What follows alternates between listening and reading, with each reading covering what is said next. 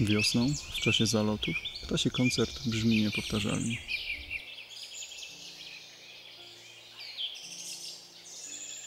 Samce wabią śpiewem samice, konkurując o ich względy.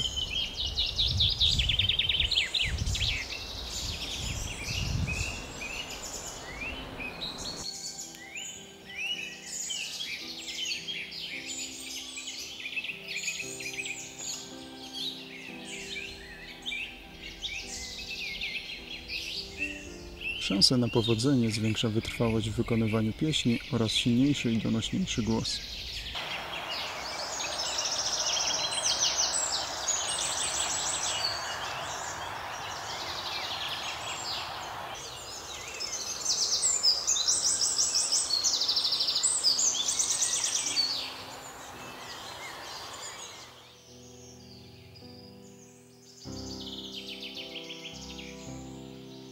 Niebagatelną rolę odgrywa również wygląd.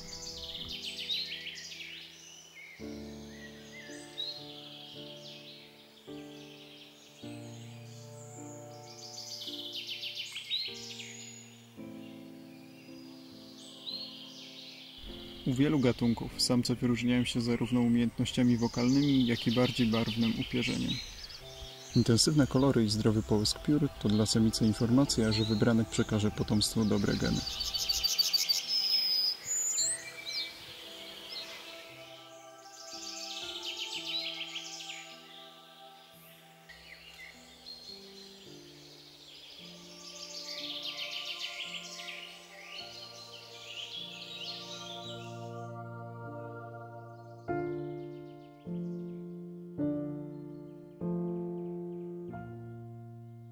Jednak nie wszystkie ptaki są zdolnymi śpiewakami. Te, którym natura poskąpiła efektownego głosu, zwracają na siebie uwagę specyficznym zachowaniem.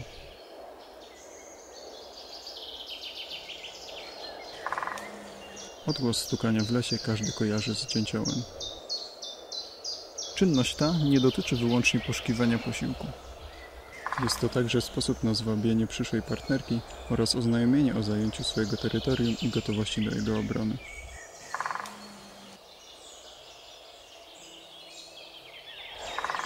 Donośne bębnienie rozchodzi się echem po całej okolicy, odstraszając potencjalnych rywali. Dzięcioł duży jest najpowszechniej występującym w Polsce dzięciołem. Zamieszkuje zarówno lasy, jak i parki, gdzie pełni funkcję sanitariusza drzew.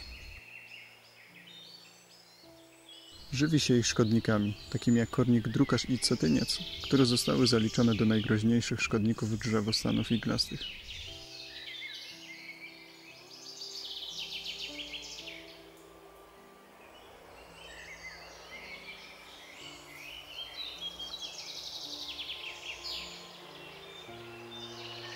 Kornik drukarz to trudny do zauważenia, zaledwie 3 mm chrząszcz. Drewno, w którym bytuje, nosi charakterystyczne ślady żarowania. Wiosną odbywają się masowe przeloty tych owadów w poszukiwaniu odpowiednich drzew do zasiedlenia. Samce zakładają pod korą komorę godową i zwabiają do niej kilka samic. Zapłodnione samice przystępują do wygryzania korytarzy, w których złożą jaja. Ich liczba może osiągnąć nawet 80 sztuk.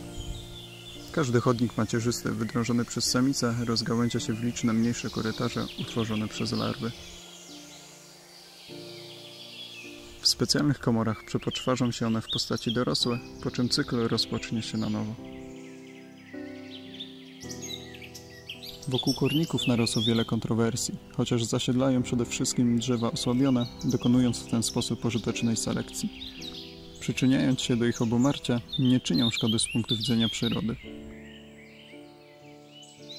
W lesie każdy martwy organizm to cenna materia organiczna. Pewne zwierzęta nazwano szkodnikami tylko dlatego, że szkodzą ludzkim interesom. W ekosystemie jednak każde stworzenie i każda roślina spełnia określoną rolę w łańcuchu wzajemnych powiązań. W powalonych lub stojących obumarłych drzewach nadal bytuje wiele gatunków zwierząt.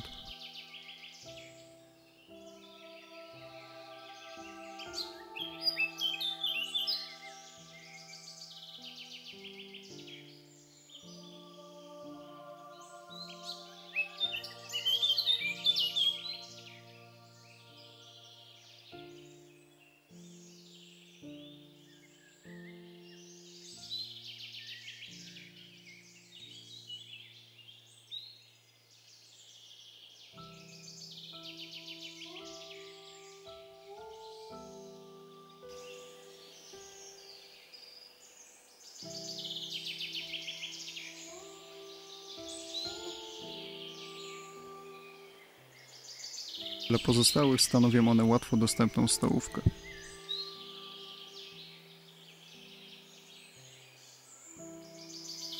Jest to również siedlisko różnych roślin i grzybów oraz nieodłączny element naturalnego krajobrazu.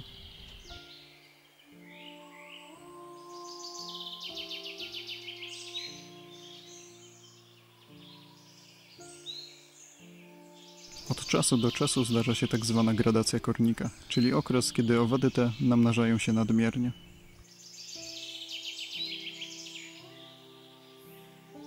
Takie zjawisko ma różne przyczyny. Może na to wpłynąć wyjątkowo wysoka temperatura, zakłócenie równowagi w drzewostanie oraz zmniejszenie populacji naturalnych wrogów, jakimi są m.in. ptaki.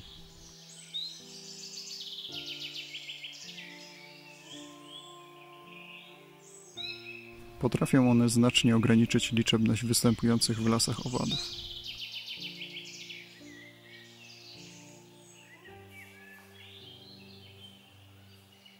Dzięcioł dziobem rozłupuje korę zaatakowanego drzewa, a jego długi i chwytny język z łatwością dosięga ukrytych pod nią smakołyków.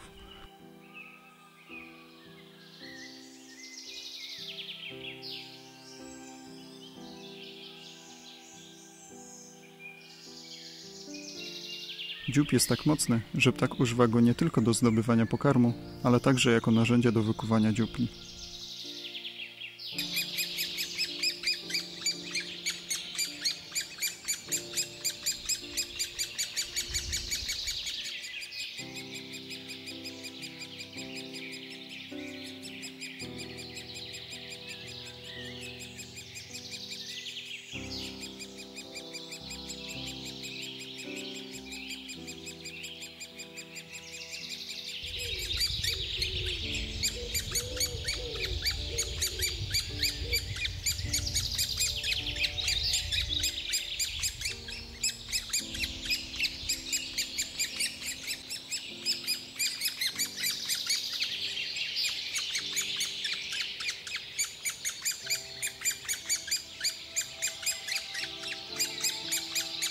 Każdego roku jest to nowa siedziba, co jest bardzo korzystne dla wielu innych gatunków.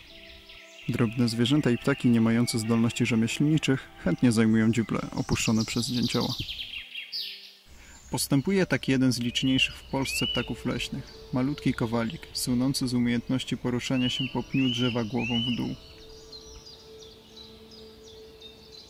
Dziób kowalika nie jest tak potężny, aby mógł posłużyć do wykucia dziupli.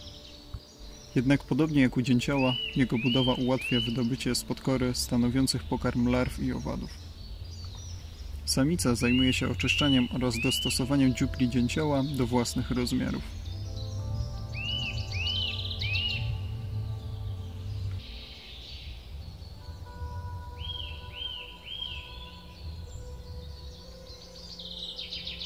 Zmniejsza wlot na tyle, aby sama z ledwością mogła się przez niego przecisnąć.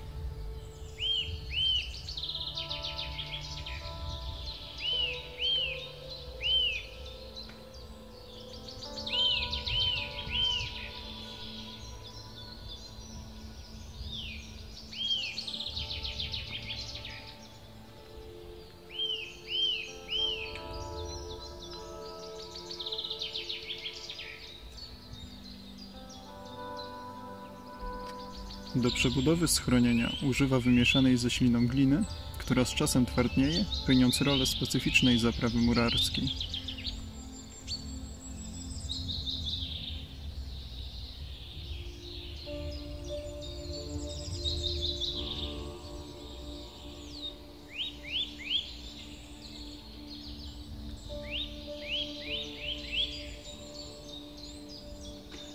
W takiej dziupli jaja, a później pisklęta, mają zapewnione nie tylko niezbędne ciepło, ale przede wszystkim lepszą ochronę przed drapieżnikami.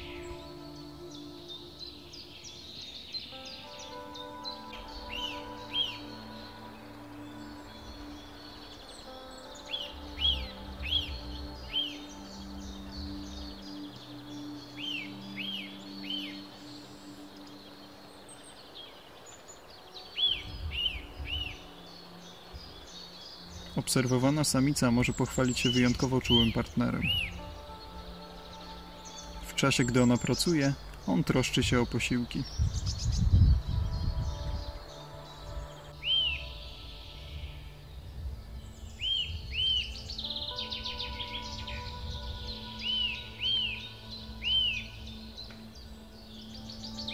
Kiedy na świat przyjdą młode, obojga rodziców czeka wiele trudu, aby zaspokoić głód maluchów.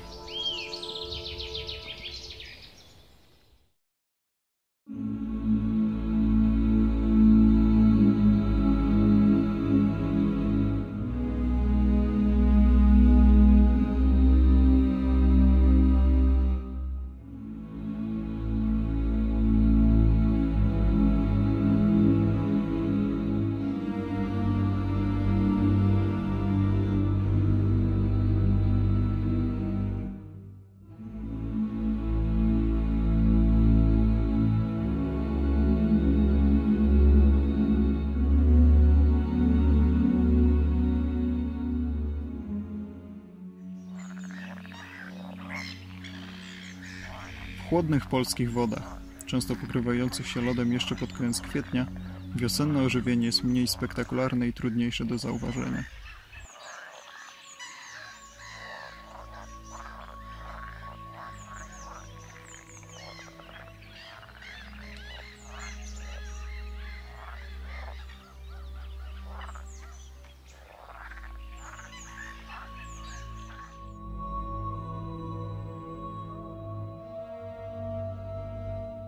Z zimowego odrętwienia wybudzają się ryby, nabierając ochoty na intensywne żerowanie i przystępując do tarła.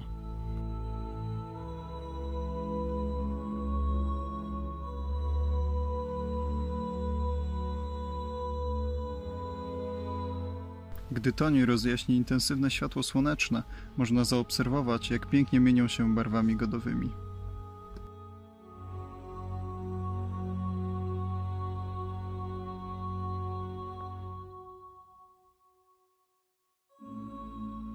W poszukiwaniu pokarmu niektóre gromadzą się i przemieszczają w ławicach. Ma to zapewnić im bezpieczeństwo i większą szansę na przetrwanie gatunku.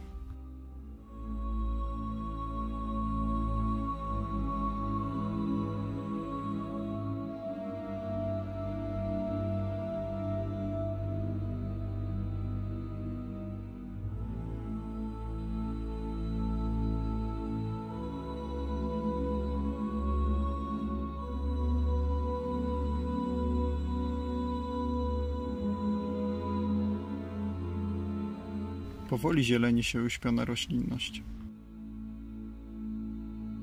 W miarę jak w wodzie rośnie temperatura, wzrasta aktywność płazów, mięczaków, skorupiaków i innych drobnych bezkręgowców.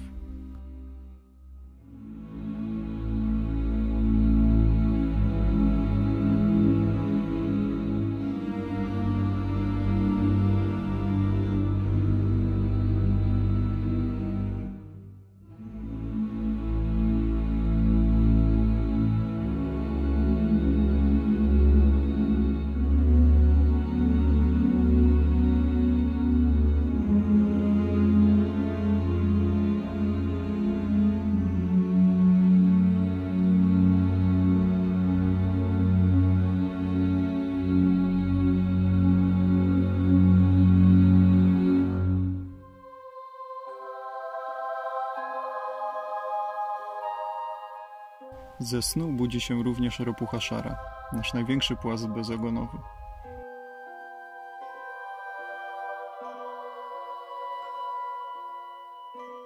Niezgrabnie wygrzebuje się z zimowego legowiska i od razu przystępuje do wędrówki w kierunku zbiornika wodnego.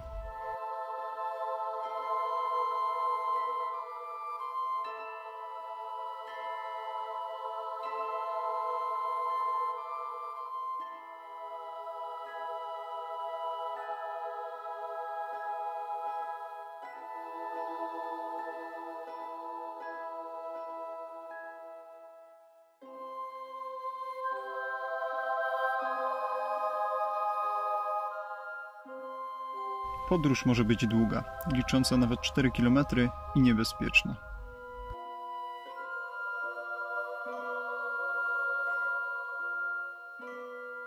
Choć ropucha jest zwierzęciem lądowym, godę oraz rozród odbywają się w środowisku wodnym. Najczęściej jest to zbiornik macierzysty, dokładnie ten sam, w którym się narodziła.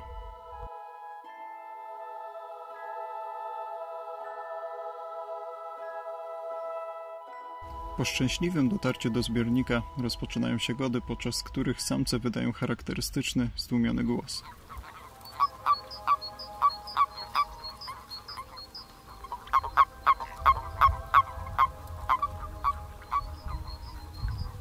Mocują się ze sobą niczym zapaśnicy i agresywnie zabiegają o względy samicy.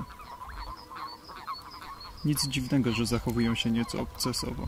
Samice są od nich nawet do 2,5 razy większe. Finalnym aktem rywalizacji jest miłosne objęcie.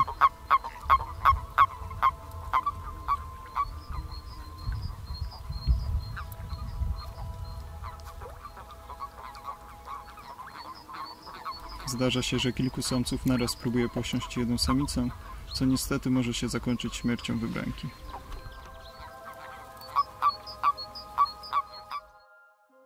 Ciekawostką jest, że gody odbywają się nie tylko przy zbiorniku lub na jego powierzchni, ale także pod wodą.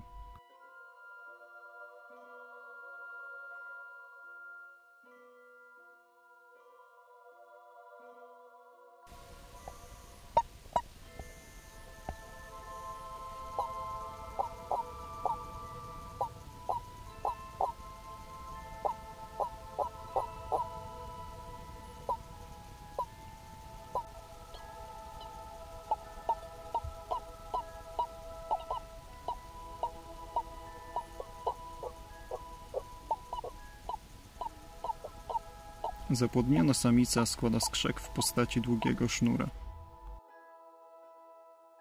Kijanki, które się z niego wyklują, są najmniejszymi spośród wszystkich kijanek europejskich płazów bezogonowych.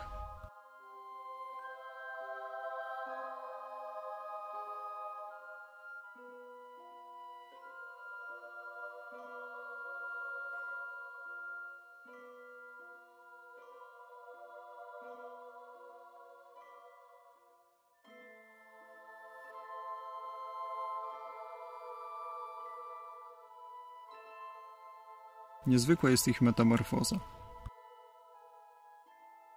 W niedługim czasie wykształcają się kolejne kończyny, a ogon zanika.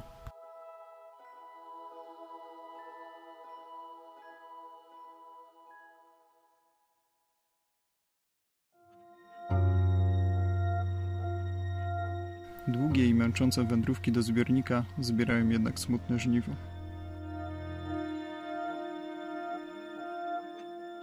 Ich trasy zbiegają się z drogami i autostradami, na których ropuchy masowo giną.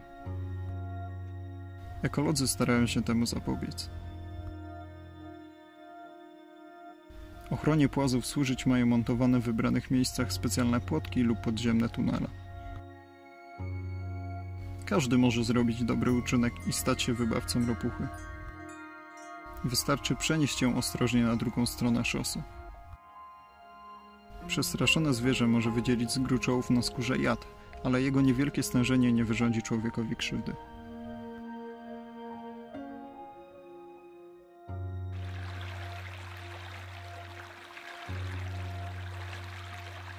Zarówno ropuchy, jak i pozostałe płazy nie budzą powszechnego zachwytu, choć są to stworzenia niegroźne i bardzo pożyteczne w naszych ogrodach.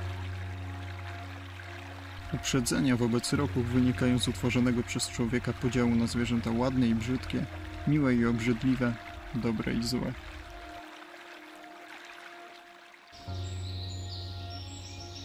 Natura nie wprowadza tak jednoznacznych granic. Tu nic nie jest albo białe, albo czarne. Każdy organizm spełnia ważną rolę.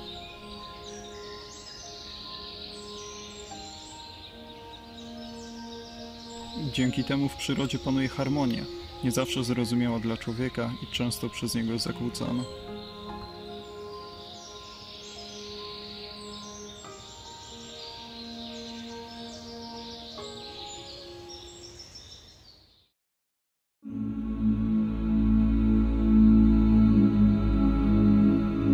Trudno nie ulec fascynacji pięknem przyrody.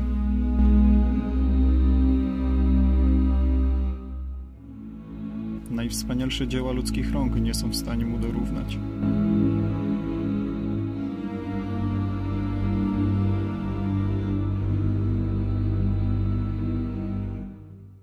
Różnorodność barw i kształtów, zapierające dech w piersiach krajobrazy sprawiają wrażenie doskonałości.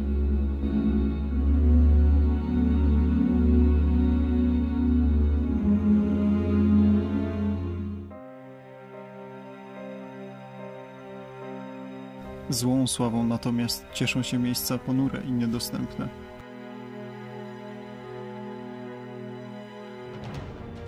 Człowieka zwykle przerażają ciemne zakamarki, gdzie kryją się tajemnicze stworzenia o odpychającym wyglądzie.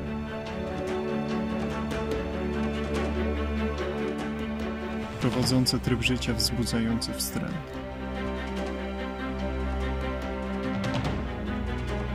Stworzenia czyhające na ofiarę i atakujące znienacka. Podstępne i krwiożercze.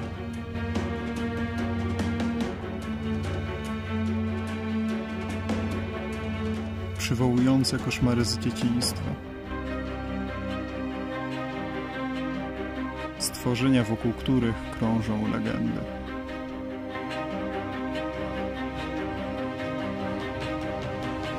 Ale to już temat na kolejny film.